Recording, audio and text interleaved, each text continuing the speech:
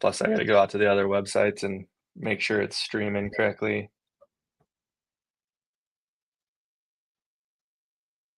Or at all.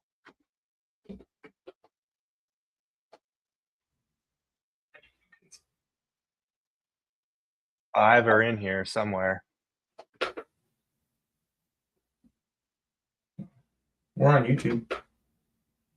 Yup, got that.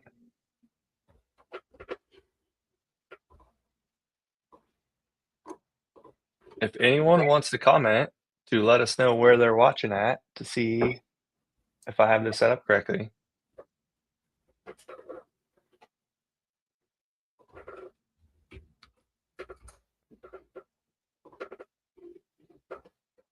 Might just be on, hold on. YouTube, not Facebook. We ran into this last time. I know, because he doesn't, I don't have the privilege of owning that Facebook group.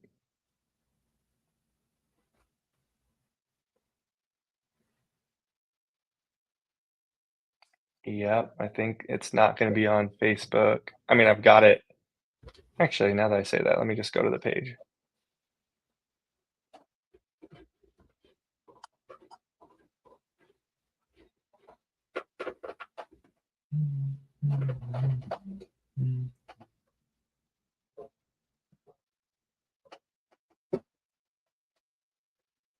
Still ain't nothing yet.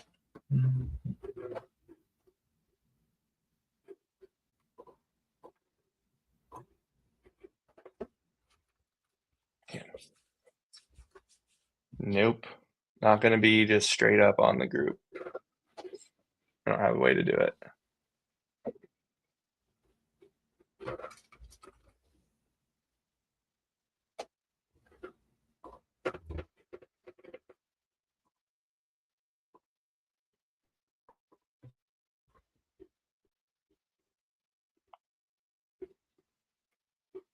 I'm going to test something out, and people are going to, in the group, are either going to hate me or it's going to be funny, but What? I'm just going to go live and it's just going to be me, and I'm going to tell them to go to the YouTube channel. Oh, it's not going to let me. Huh? I thought we had it working at one time. Oh, we got some people. So we have Shane. We have the Iowa Real Estate Academy. We have Andy. That's small town in Iowa. Hey, prove it. What are you testing the best small town in Iowa on, Andy? And what's small?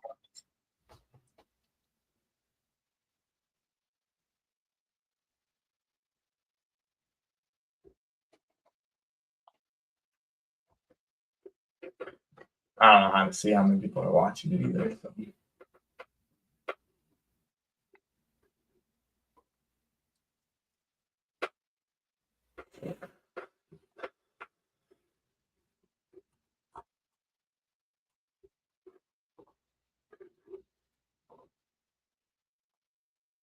Did you load in our email? What was that? Did you load in our email address? No. You should do that. Load in our email address? Yeah, it's the bottom. Like, you know how you can pop some. Yeah. Done deal. Yeah. Website. Look at you. I got 3 preset. If you want to see, this is a good one. If you are looking to buy a short-term rental, Cole's got a few up his sleeve that are that either are listed or could be listed, or are for sale. But they're not the low end. Like, you're going to be 300,000, 400,000, 500,000. Because that's where, and we'll probably get into this. That's where the market is at. That's where the advantage is, because fewer people are testing the waters of that. But we will get into why that makes sense. If Cole wasn't planning on it, he's gonna be. Yeah. I'm gonna try one more thing to try to get us onto the Facebook group. All right. And then we can get going. Yes. Yes, sir. While he's doing that, guys and gals, if there are any questions, comment them in on YouTube. We'll try to answer them on the fly. And if we don't answer them, I'll pocket some of those questions in tomorrow night. We can answer some of those questions. I mean, we are going to be, Darson will probably talk about it in a little bit, but doing a live with a few others in the short-term rental industry, which will be fun. As this is a pretty large and decent sized market for Des Moines, an interesting market, but a good one. So yeah, I'm not gonna get it on the Facebook group, so sorry. I don't know how I'm gonna do this. I need someone smarter than me or put more time into it. So those of you that are on YouTube, you guys get the Soul Show, and then I'll post this around. I'll send it out in email. I sent text out and usually I send an email out to my database too of investors. Posted as many places I could find. But like Cole said, we're gonna go live and we're gonna do as many Q&A questions as you have right now. And if you have to jump off before we technically do Q&A or whatever, just shoot us. Just still message us. We'll get you answered. Even if you're like, I've had other people ask, what if we are also managing rentals? Are you willing to answer questions for us? And like, our mentality is yes. There's an abundance of business out there for managing short-term rentals. If you need help, if we need help, like we're going to reach out to other people that manage them. And if you need help as someone that's running them, or you're trying to figure out what's best practice, please reach out. We are not going to be like holding things close to the chest. It's not really how we work.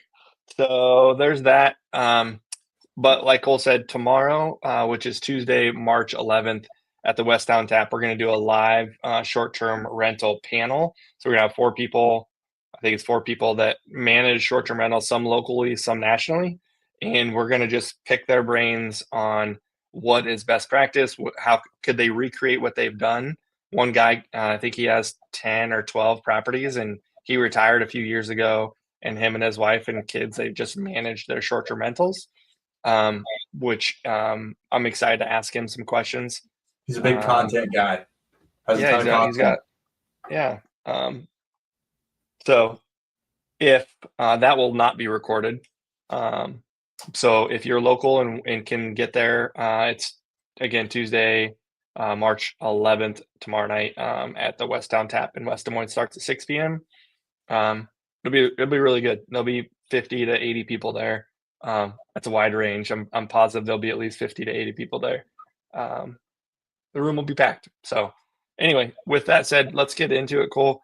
What's the agenda that you had for us and wanted to go over today? What are people what can people expect out of this?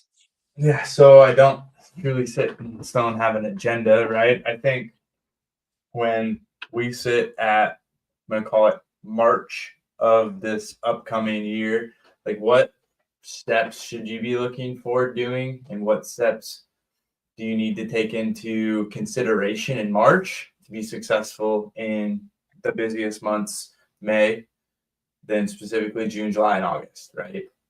Because you think June or May, June, July, August, into the first week of September. The rest of September sucks, but the first week of September, right? Those are your 4 months. 60 to some properties, 70% of your total revenue is generated. So, like in March, what should you be doing? And then really, like we can talk through like what's the market doing in the last 365 days compared to the last 30 days. You talked a little bit about property opportunity. There is still opportunity for short-term rental in the Des Moines market, right? We focus only on the Des Moines market.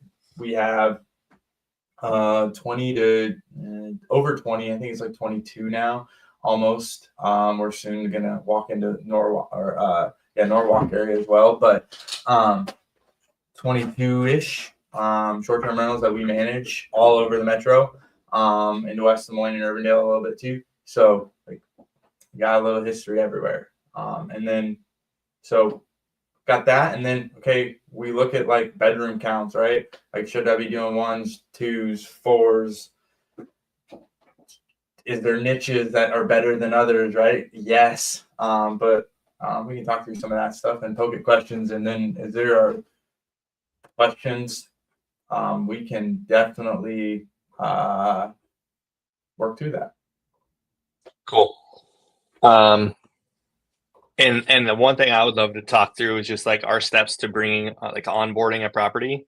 We have a couple that are onboarding, and we don't obviously have like a step-by-step that we're going to go over today, but generally what does successful onboarding a property look like? I would love to hear that. I know a lot of folks I hear that in the realtor world of, my clients don't want to sell. They want to keep their property as a short-term rental.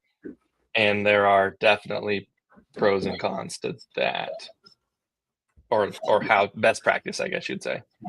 For sure. Where do you want to start? Let's start like just a market overview. Not necessarily best practice for the spring, but generally, if we look back a year and then forward a year, what happened in the last year? And then what do we see? How's that looking for the next 12 months? Number of properties that came on, how much demand, supply and demand. How about that? Yeah. Do you want me to add your data? Yep. Okay. So market as a whole. So you guys can see, so we're using Price Labs. There are plenty of other data hub sources out there. Wheelhouse is one of them. You can get AirDNA is another one. Price Labs is one, like I mentioned. There's a few others you can mix and match. We primarily, with our company, use Price Labs. It's my source of truth in a lot of ways. One data point to help make decisions. So what's the market as a whole done? So as you can see, this is the entire Airbnb market specifically. Shared bedrooms to studios to 10-bedroom units, right? So I think the first thing to note is if you look back at a year ago discussions we had, right, I kind of said, hey, our active listings are going to kind of maintain right at this 1,100. We can't handle much more. We probably should handle closer to 900-ish.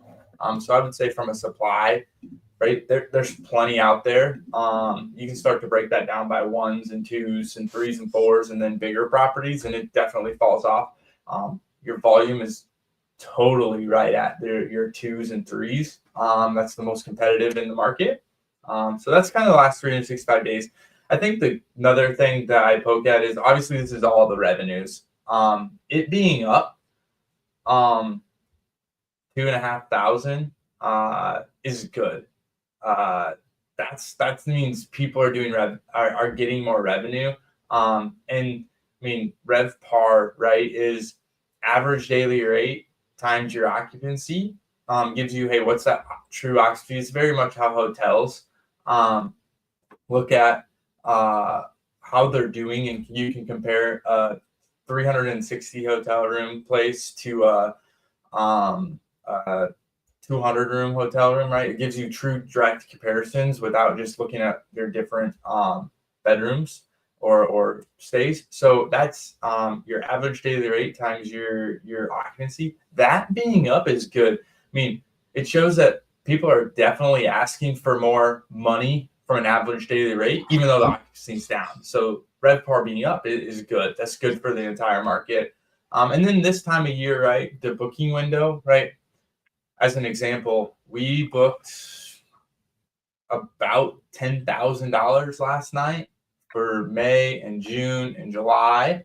So people are booking out, thinking ahead for the summer. So being ready for that, so that booking window increasing is you're going to start to see a lot more of that through these next few months as people are thinking ahead for the summer. So mean, without breaking it down, I mean, those are the bigger things that point at me. Obviously, we can go look at some of these that are performing well. You can start to break it down by month a little bit. I will say that as a whole, we are down year over year from property or from red par to red par, right? February of last year, we were at 57. This year, we're at 48. So, like, that's less occupancy and less average daily rate. But, like, where people really did good was last summer. So, I'm assuming that this summer is going to be a pretty solid summer. And our properties are already, a few of them are at what we were, and they're only 30 or 40% occupancy. So like it's like we're looking forward to an exciting summer, as a lot of our properties having history or 12 months of plus history now, or 6 to 8 months of history, like are really off the charts. Going to be good this summer, which is exciting. So, I mean, you brought up the onboarding and some of that stuff, like being in the market now. Hey, if you're like close, get it posted, get it going. Like that drives algorithms in Airbnb specifically, VRBO specifically. So like, I mean, when we talk onboarding with a lot of our people, we stress this, like we gotta be going by April 1. If we're not going by April 1, you lose out on a lot of opportunities of the people that are thinking ahead, willing to spend money. I mean, I will be the first to say nothing's perfect. You can still have a successful summer and busy season without that, but like it definitely helps. Yeah, to be optimized. Yep. Are you going to talk later about like the length of time people book out? We can, or like now. I just look at like, is it different? So we have a fair amount of larger properties, bedroom wise. We have some smaller ones too, and I didn't know if that's the booking further out happens with the larger properties more often than the last minute bookings. Is that our data, or is that just the market in general? Okay, ask that again. I'm thinking. Yeah, no, just the so we have something that holds, say, 15 beds, 15 people. That's typically going to be booked further out, and that's what we're seeing as a business. Is that what the data is also seeing? That's it's consistent. If the number of beds, you can see that get booked out further, and we'll have fewer last minute bookings than something that holds 6 people. So here is 3, 4, and 5 bedrooms, right? Their booking window is 29 days compared to 2 bedrooms. Their booking is 21 days right now. Window. So that's guess that book and how far out are they booking. So like that is growing and will continue to grow as we get into April, where like when you look vice versa 6 months ago, like that is definitely shrinking fast and gets into the teens as a market. But you really look at your 1 and 2 bedrooms, like you might be into the single digits. As people there's a lot of supply, they have a lot of opportunity. They don't have to be as forefronted in booking. But if you think pricing wise, right, your dynamic pricing tools are set up to be less last minute than they are farther out. So a lot of times it's cheaper for people if the booking window for guests specifically are a lot shorter versus longer out. Yep, perfect. One of the questions was asked, so how do you determine it's a short-term rental? Is it Airbnb? Is it 6 months or less? And I'm going to preface this: we are not attorneys, so we don't have we can't legally say. But if you're asked that question, Cole, what's your answer? Yeah, so anything over 29 days is considered long-term. Anything less than that is considered short-term. Now, that is the description of laws or guidelines in a lot of ways. Now, when you start talking coined short-term rental, that is basically a furnished property for a set amount of time. So short-term rental is the term that should be used. However, Airbnb has just coined a great marketing phrase, and everyone uses their marketing term as the coined lingo, we'll call it. So, but I mean, we get 3-month bookings off Airbnb. We allow that stuff. We get 2-month and 2 days stuff on Airbnb. We also lately I've been getting a fair amount of stuff through VRBO or our direct booking website, we love to see that stuff too. Diversity versus being just on Airbnb, as then they can wreck you if they want to, because right, you're using their software to. Okay, take a step back. So you're saying if you can get bookings, if we as a business can get bookings from multiple different sources, that's a better business model than having everything with Airbnb, because if Airbnb somehow tells us we're bad and shuts down all of our bookings, we then have no business. Correct. Diversity is good. Diversity is good. Also, people forget Airbnb swipes 17%, 18% of the whole booking, whether your customer's paying 15% of that, which is what we have.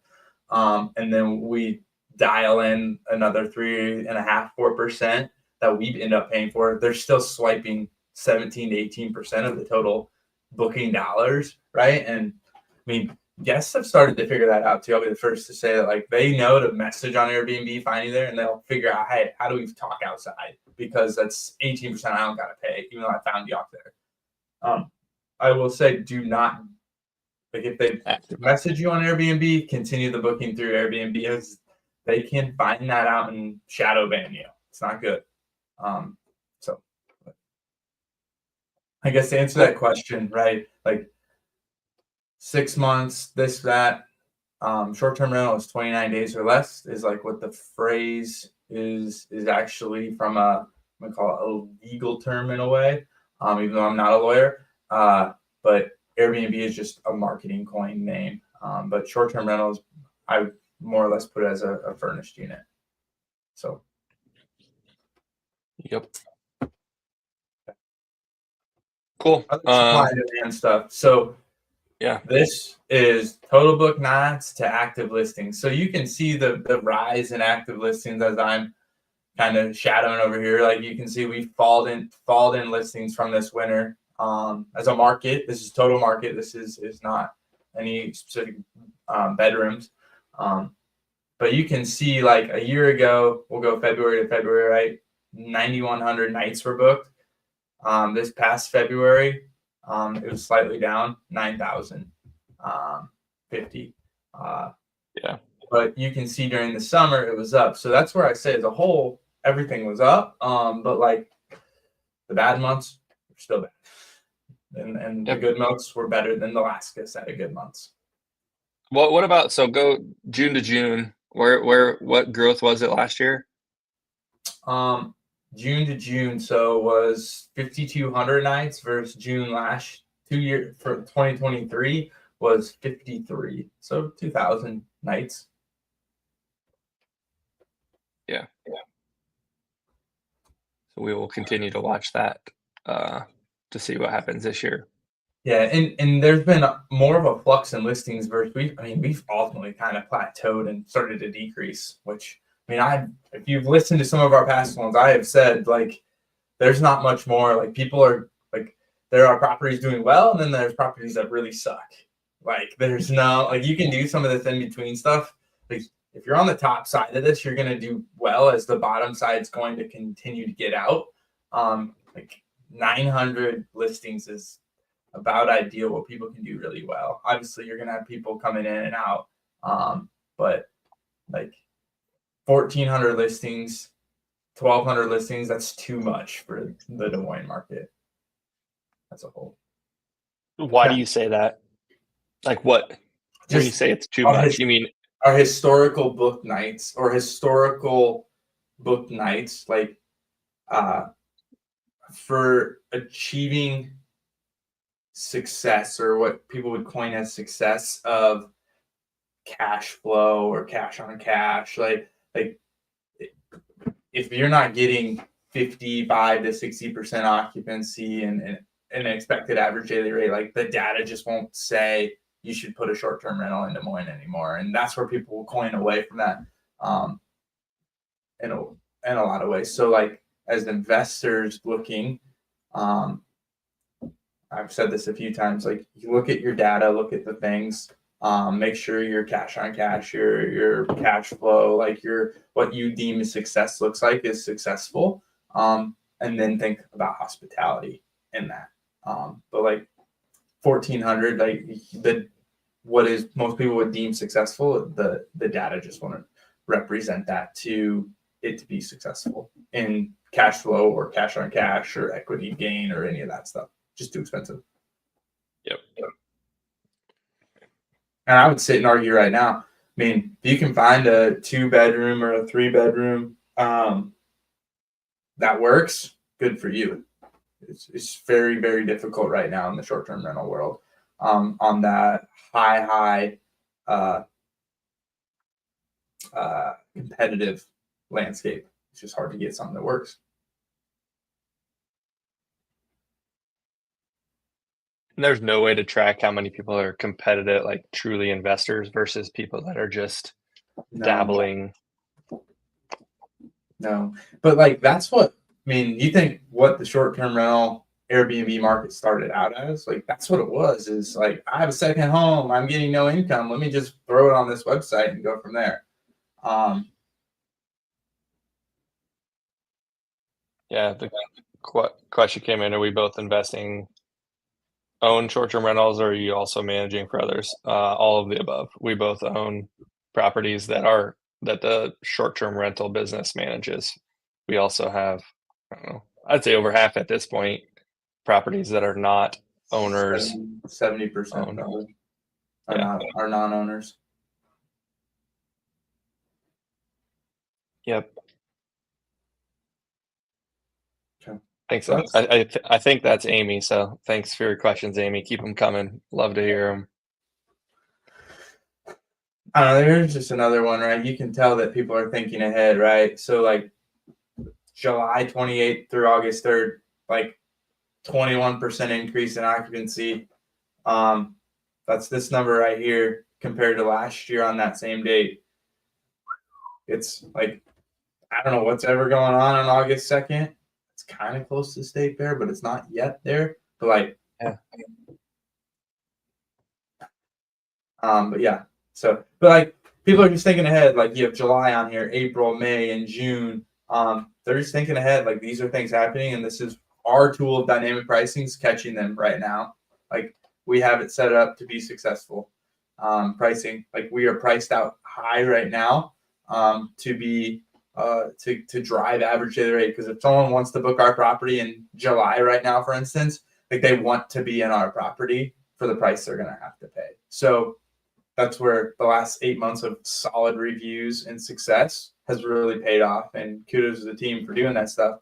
But yeah, like that's where all that stuff comes into play. Someone new that's coming on the market that they could set this up, but it just might not have the demand, essentially. Yeah. So when you start a new listing on Airbnb, for instance, you gain algorithm favoritism as a new listing for X amount of time, depending on how your listing is being booked. And then from that said time, depending on your clicks, your favorites, your view rate, your conversions, that drives all these algorithms. Then on the back end, reviews, you reviewing, you replying, like sets you up to like, I mean, the ultimate goal is you want to be on the first page for any criteria. So when you look at the market as a whole, yeah, so it's essentially you go viral for your first couple weeks, months, whatever, and then you try to sustain that.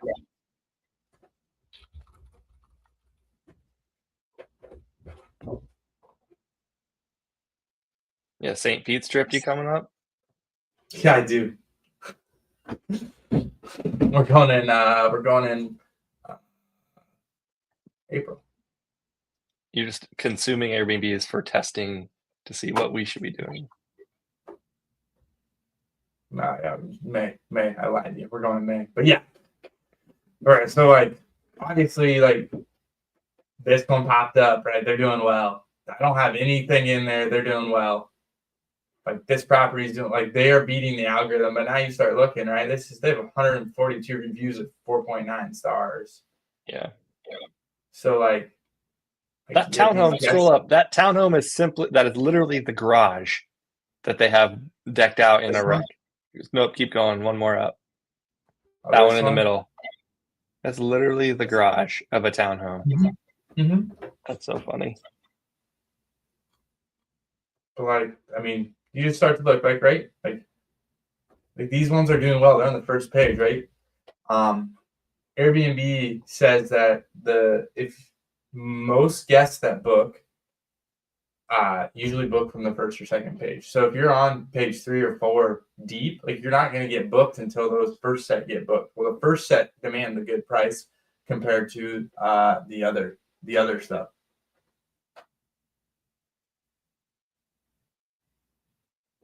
We had a question: the 2 to 3 bedroom that's a really competitive space. How are homes standing out in that space?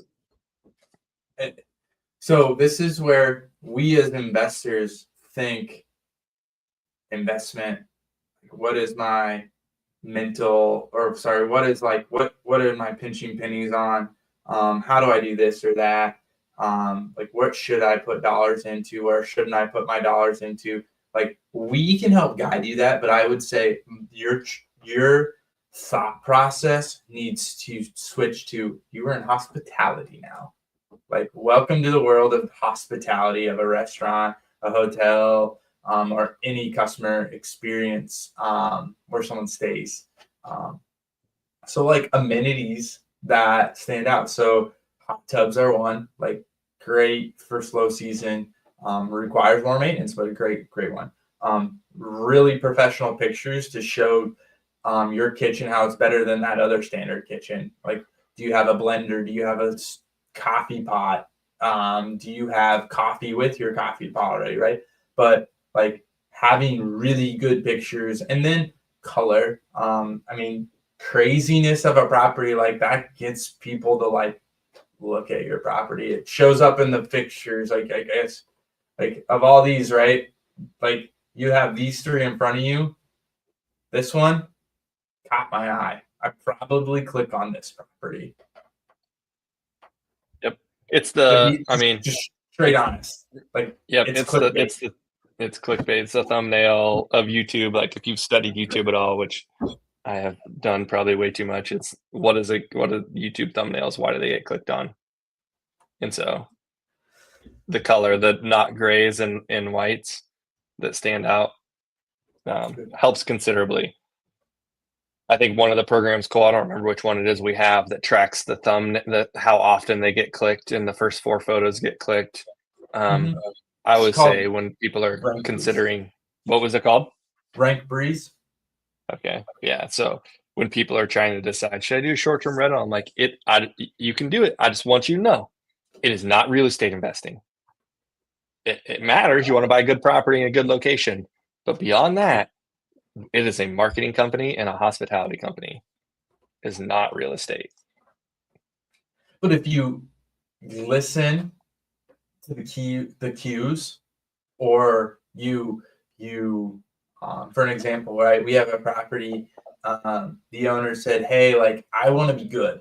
Like I want this to be an Airbnb, but I want to be good." We said, "Here's these 5 pointers. Can you put some flair in there with some odd colors? Whether your furniture or your paint, can you put in some weird looking lighting?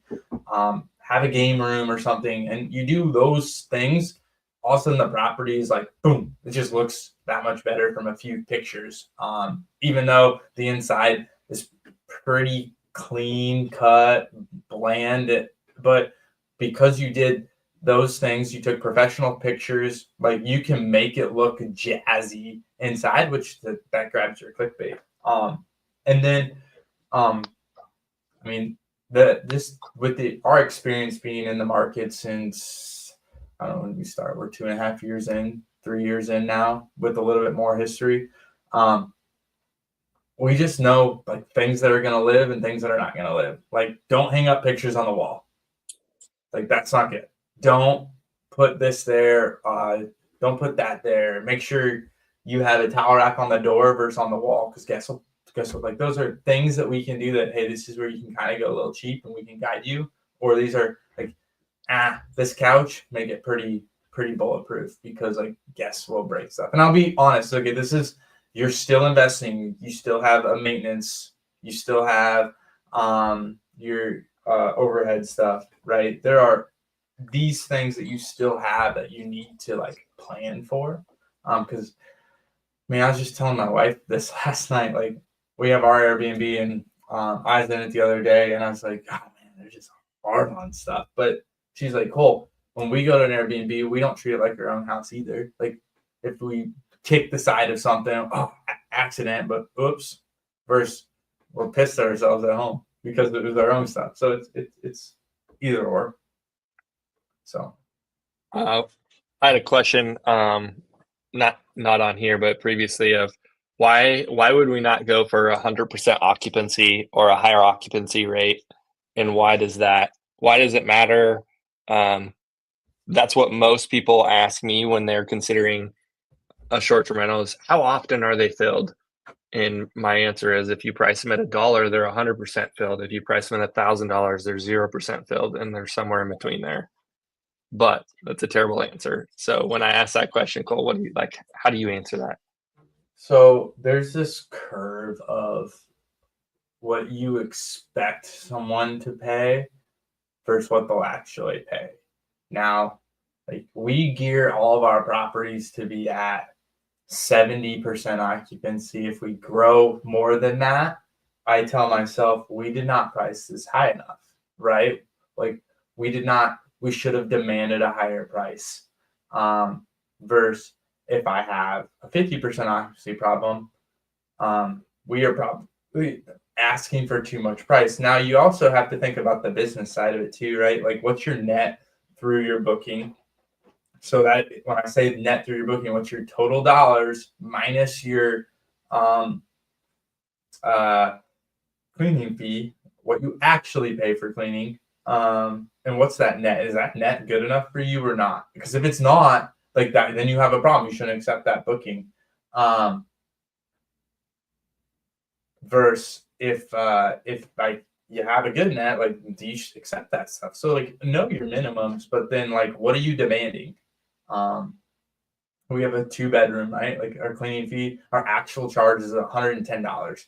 Like, if I'm not netting over $200 on that booking in 2 days, like, that's like, we're not gonna accept that. Like, so like, we can set our minimums on this, and with the cleaning fee, and I mean, we kind of know then.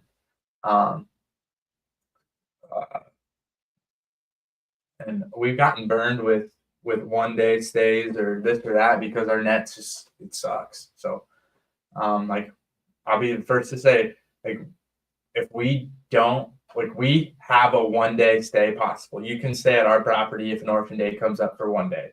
However, we have a minimum set on a 1-bedroom or 2-bedroom property, like a minimum of $250 plus a $100 cleaning fee. It is $350 to stay 1 night in a 2-bedroom. Like, no one's gonna do that, but like, I can't accept the $100 and plus a $59 rate. I'm only netting $40 versus all the time that we dealt with it. And then most of the time, from our experience, we also don't have good people that want to stay 1 night. Like, we have ended up with problems every time. So that's just that's the bigger thing to me. Like, the $50, if you're an owner, if I was an owner and my management company is like, well, we don't want to do all that work for just $40.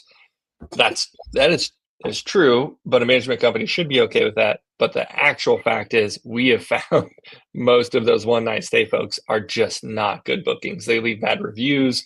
They don't treat the property good. That's what it comes down to.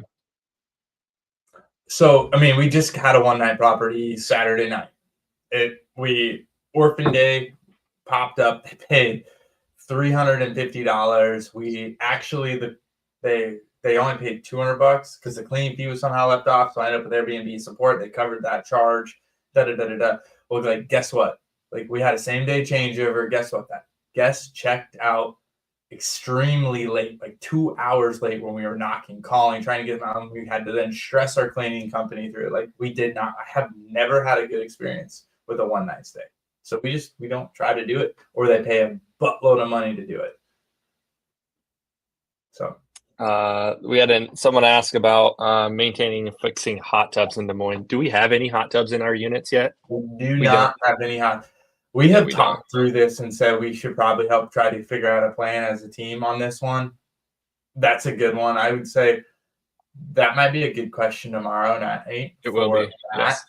As he has 3-4 hot tubs, and I know that they like are gone or his cleaners have done stuff. So like that'd be a good one for him. But that's a good question. We'll coin that one, and if you email us, we'll if what we find out for an answer, we'll definitely reach back out. Yeah. All right. So let's just talk a little bit. So like you see our email down there, you see that we're talking about a PDF of a quarterly report. One thing that we also do is feel free to reach out if you have a property that you want. Hey, what's this thing gonna do? We do free estimates. Just send you ballpark with the sheet on how to calculate your short-term rental and cash on cash flow, this or that. Like we can do that. We do that free of charge. It's just a networking opportunity for us as well. But yeah.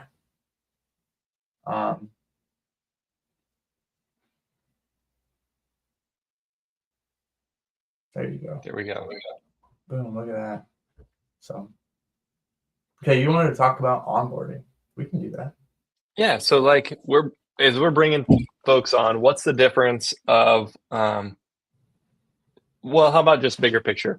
Best time of year to onboard someone as a short-term rental. Say, it holds 10 to 15 people, nothing crazy. West Des Moines or downtown house, 3-4 bedroom. Would it be in the and I say best, it's probably a loaded question, most optimal? What time of year would it be, and what's the process for onboarding? Do you share it with all your friends and family? Do you send emails out? Do you just post it on all the short-term rental market, or rental sites? What's that look like? Yeah, so onboarding. So first off, there's never a bad time to onboard a property. So if you're ready and you want to try, like the present is the best time. Now, we'll call it if you're figuring stuff out, you're trying to buy a property or you have a property you're in, like now is always the best time. However, when we think through onboarding and what we're truly planning, the best time to really have it up and going is February, March. Now, you're probably not going to do very good in February or March. I'll be the first to tell you that. However, what you're doing is you're setting your algorithm up, and there's some tricks that we can do to help drive that faster in a lot of ways. But we got to get the thing up and going specifically on Airbnb, because majority of your revenue is going to come, whether you do this on your own or you do with us, is going to come from Airbnb right away. They just have the marketing platform. Now yours will get listed on VRBO with us as well. And then you'll also be on a direct booking website as well. So yeah, that's kind of that initial process. How do we get you going? Early spring, late winter to go. And then there becomes this, okay, we're going to go back and forth for a while of, hey, what's your property? Now, it's not Darson or I, it's our other two owners, Colin or Andy. They're going to get in your property with you. They're going to be the ones talking with you. They're going to be the ones doing suggestions. They're going to be the ones that really guide you through this onboarding piece. Sometimes that takes a few weeks. Sometimes that takes a week. Sometimes it takes a few months. However, early and often, when you're thinking about it, like that's where we're going to push you to work through that.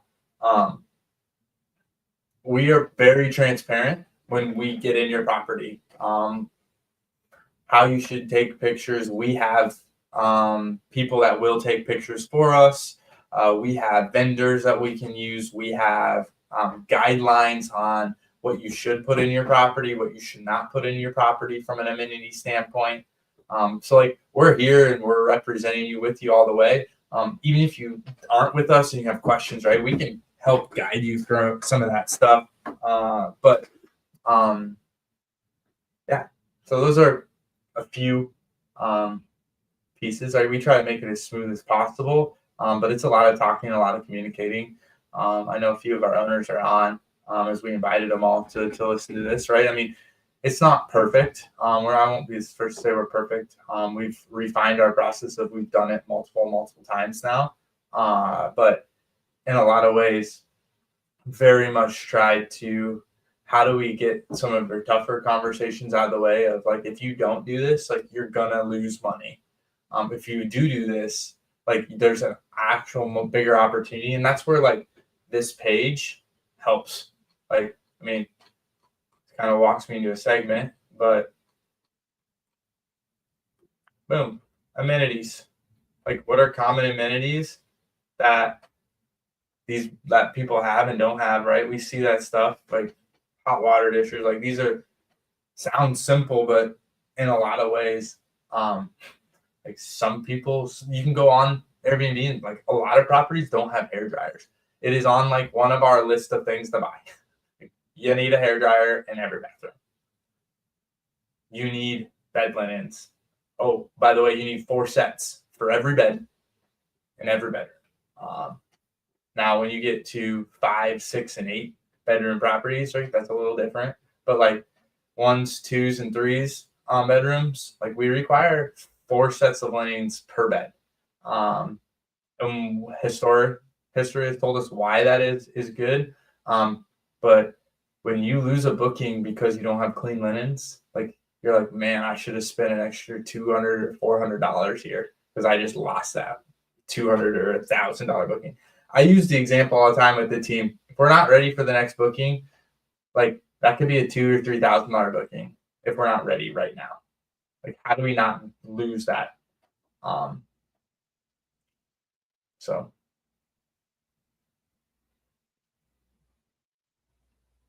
Yeah.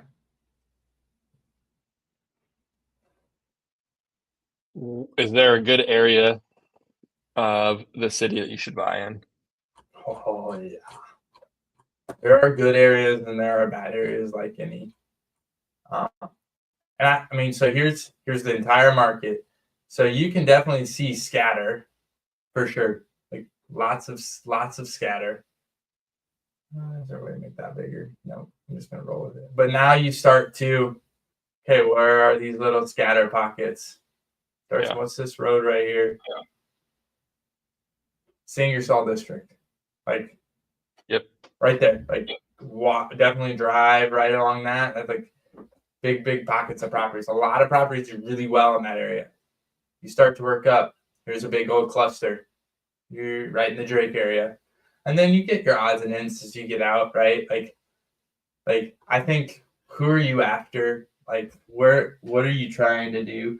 I mean, full transparency, our Ingersoll District house definitely has turned into like, it's a great house for bachelorette or bachelor parties. Our house just short of downtown on the south side, bachelorette, bachelor parties. You get farther out in some of these properties. We have a few of those. Like, they're really good for my family and kids are coming for a week to spend this to visit family members, or we're having a baby shower and we're coming for a week to hang out, or like, so like, know your niche and where you're headed, and then what do amenities attract in those areas. So like a bachelor pad or a bachelorette, like indoor games, opportunity to have socialization around a fire or this or that. Like, those are good things. You get outside of that bubble, right? Do you have a crib? Do you have a pack and play? Do you have a high chair? Do you have kids' toys? Do you have kids' utensils? Like, those are all another set of good things that have in that area. Like, how do you get those people and know who your target audience is for your listing, and then how do you show that in the listing first 5 or 6 photos?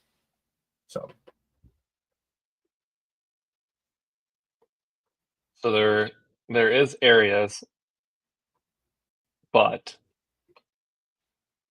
what are the big reds versus the greens? So they just have high price, low occupancy, and then you have the light greens are high occupancy, lower price. So really, you want to look for the darker ones. Gotcha. The grays almost? Is that what I'm Yeah, seeing?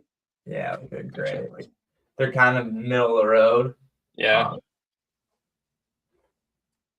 Here, let's just pare it down a little bit. Let's hope this loads. So these are 3 and 4 and 5 bedroom properties. Quick down. That's the nice thing about Price Labs. So like, what is that property? Like, It's boom, crazy. click on it. It takes It's you one of right my through favorite. Yeah, it's one of my favorite things about it. short term versus long term is you get to see the actual property. You get to see the somewhat of the data. It's crazy.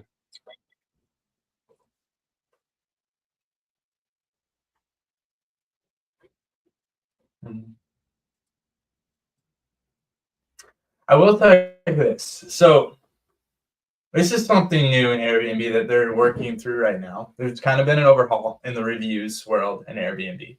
So I point this out.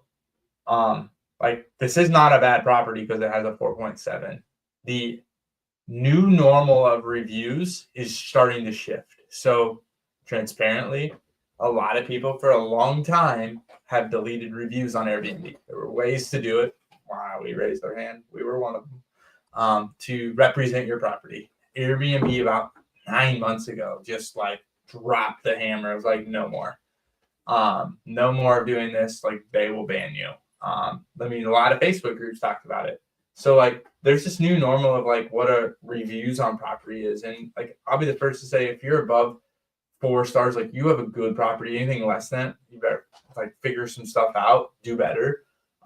You want to be above a 4.6, 4.7 if possible, but like don't let that scare you anymore. And you will. I'm gonna tell everyone, you will get bad reviews. We have gotten 1-star reviews and gotten to huge pissing matches with guests about it and Airbnb support. It's just inevitable. Don't love it when it happens, but it happens. So, like, don't think your life's over because you got a bad review. Just continue to get better reviews next time. That's what I'll tell you. One review doesn't change or alter the path. However, a trend does. So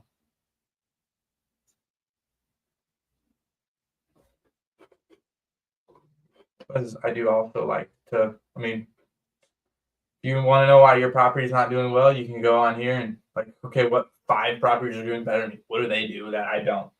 So truly go compare. What other questions do we want to chat today?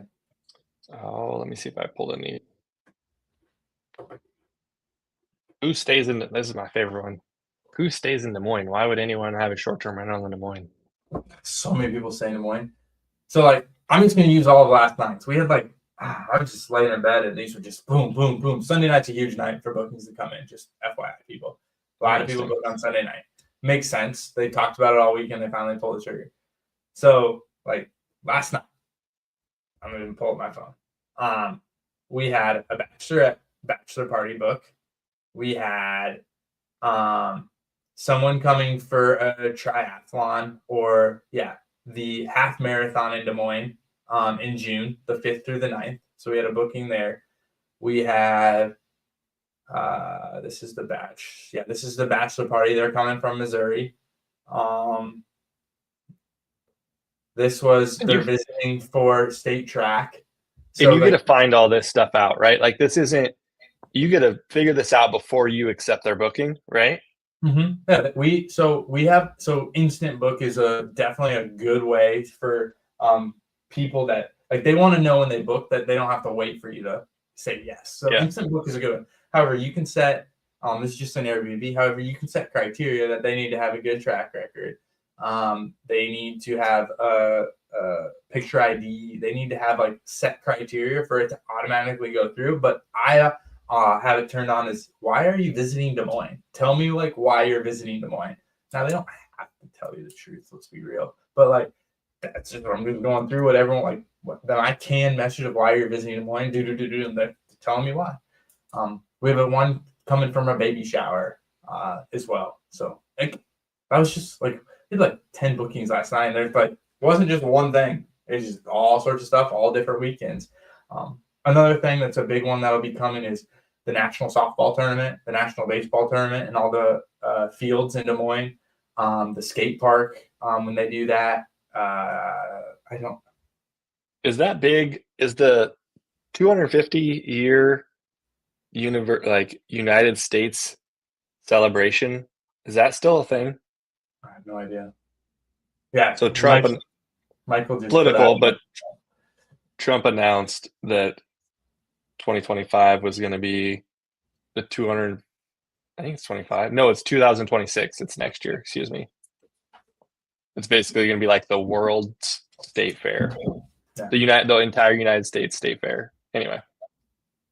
Yeah. So I mean, so Michael, I've seen the comments put like Drake relays, rag ride, World of Food, State Fair, da da da da da. Like, there's so many things going on. One where I would pin is State Fair is a huge one. Like, it's a big dollar. Like, we love when people say they're going to stay for 2 weeks at our property for the State Fair. Like, that's a great one. They're paying $300-$400 a night for 2 weeks. It's awesome. And when you're initially booking and putting your property online, there's so many people I've talked to the first week, they don't have pricing adjusted for the State Fair. And they get booked at a really cheap rate and totally, I mean, they lost a couple hundred, if not thousands of dollars. And the ones closer book, and then the more homes, like homey homes, like a 4-bedroom or 5-bedroom, book faster as 2 families might stay in it that are showing cattle or they're as vendors for the week. But like, have your stuff set up. So there's just so much going on in Des Moines on the weekends or this or that, right? But I mean, one thing I'll note is, I mean, how do you not book just 2 nights every time? Like, we really push that our length of stay is over 3. That means I'm just getting a higher occupancy as well. But like, you have a cleaning fee each booking. So like, how do you drive that net up? Are you going to do it at a price and just accept 2 days, but it's really expensive? Or can you get a little bit lower price, but get 3 or 4 days with it? So like, our length of stay this winter was almost a week on average between our 20 properties, which is good. We like that. Our net's higher, took less money, properties are full. We like that. Now, some of them are 5 and 4 and 5 bedrooms aren't going to do as well, right? There's how do you keep those above 2, 2.5? But yeah, there's so much going on in Des Moines. So that's a good question. There's so many things that people just don't think about. Like, oh yeah, that's going on. I knew that. That's where dynamic pricing is there to help you, right? Like, I don't change the price on 20 properties every day. Dynamic pricing does it for me as I set demand factors and I have an average range, a minimum price we're willing to take, the average price that we want to take. And then sometimes I put a max limit out there, but a lot of times I don't. And, I mean, it's crazy to think this, but we've had multiple properties booked for over 800 a night. So like, it is okay to, people will pay what they want to pay for the right properties. Cool. What other questions? Are there any other questions out there? I don't even know how many people are watching this. There's 4 people on it right now, so not a ton of people. I don't see any other questions coming in, so I will get this. We can wrap this up, get posted. If anyone wants to know, if you want to know what a property that's not a short-term rental is getting, if you know a short-term rental that you're considering buying that's already being rented out, that's not always it's good. It could be a good deal, but maybe verify their information, their bookings, get a second opinion. And you can do that. Yep. And you can, like, if they've been on Airbnb for, like, you can ask for hey, like, what's your revenues? statements. We were part of a sale where we managed a property for a while, and we had historical revenue statements, and we shared those. Like, that's only fair to ask. Yep. I'm going to close with two things from my end, right? If you have a property, like you were saying, like, send it in. Like, we will send a free estimate. Second off, if you're new in real estate, or you want to learn more, like, we have a few open positions that are some part-time works, maybe some more fuller time work or closer to full, where plenty of hours to work. Feel free to reach out to our email and we'll get you more information on that. Like I said, we're getting ready for busy season, so we're prepared for that and trying to get a few people hired on for this summer, and the next few months get them trained up. So feel free to reach out to us if you have more questions about that and want to learn more. We'd love to get you that information and we can continue to have discussions. So those are my last two things. Awesome. Well, thanks for jumping on here, Cole. Appreciate it. Everyone else, we will try to do this again here in the next few months and make this a little bit more regular. Thanks, everybody. Later.